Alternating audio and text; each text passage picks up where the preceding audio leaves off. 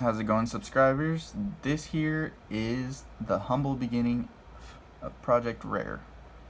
And Project Rare is a new undertaking that we started to produce parts for really any kind of gas blowback gun that you can think of. Whether it be new, old, outmoded, outdated, or non-existent, or just very rare. We will try to get a hold of it and design what parts we can. What we're going to try to do is, if somebody needs a part and they still have the part with them, whether it be broken or something like that, we'll try to design it the best we can and see if it works. And we'll keep going until we get it right. This project started with the gun this belongs to. It's the G36 gas blowback by GHK. So when we first got this gun, well, you know what, let me back that up real quick. Okay, so the G36 by GHK, the gas blowback version, it started out as a full production model, but after a while they changed their model into a conversion kit for the Ares G36 electric blowback AEG. And I'm not exactly sure why they did that. I don't think that was exactly a public thing on the decision to do that, but they did it. And it made a lot of the parts very proprietary because they had to change a lot of the tooling and stuff to accommodate the electric blowback parts. So a lot of the parts aren't the same between like WeTech and other G36 gas blowbacks, if there are any. And well, some of the features were kind of dumbed down.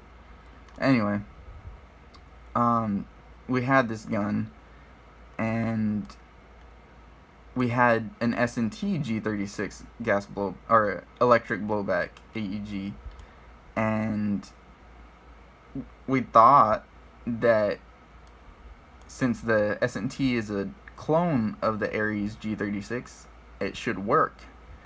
And for the most part, we were right, but we ran into a lot of issues. The first real big issue was the barrel. The outer barrel was plastic, and it didn't have the tightening nut and the grub screw to adjust the hop up on it. So you couldn't adjust the hop up on it, and the barrel sat a little bit too far forward, so it wouldn't unlock the trigger when you let the bolt home forward. So that was a no-go, and also the accuracy was pretty horrendous. So that was a no-go. And then we finally got parts for the G36 by Ares, and for the most part it fit perfectly, like no issues whatsoever, except for the hop up was just made a little bit too long. The block that has the grooves for the bolt was just a little bit too long, too thick actually. And once again, the same problem arose.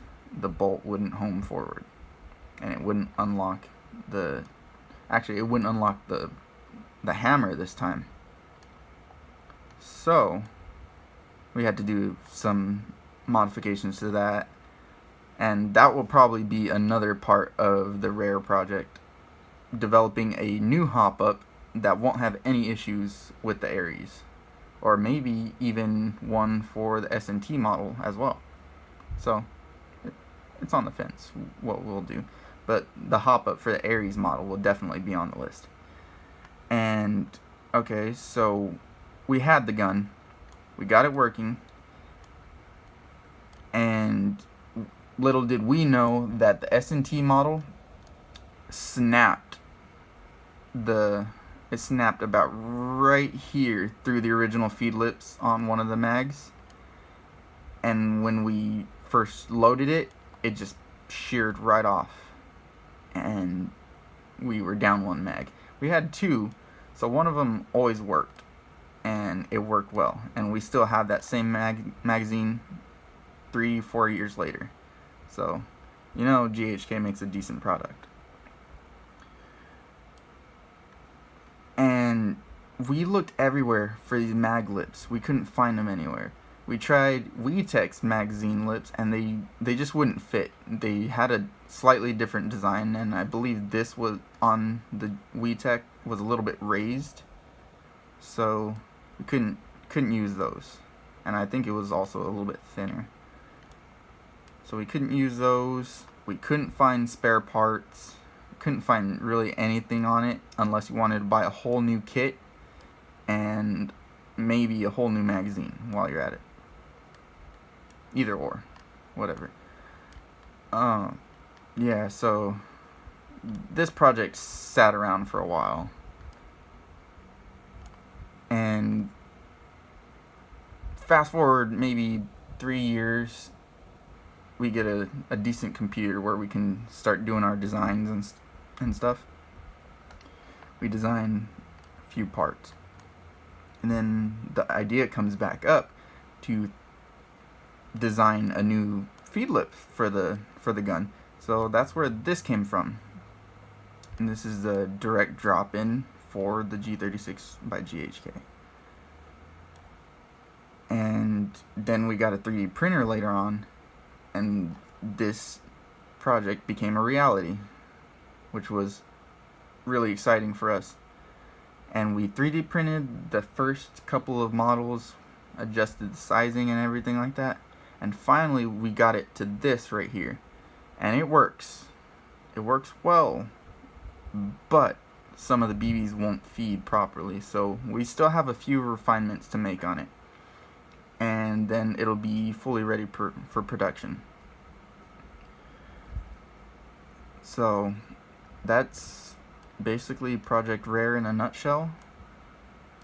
I mean, it kind of came out of the nutshell a little bit. I think it was the whole damn nut. Well, yeah, that's just the start of it. We'll keep updating on Project Rare and see what we come up with. But until then, have fun, stay safe. I'll see you guys.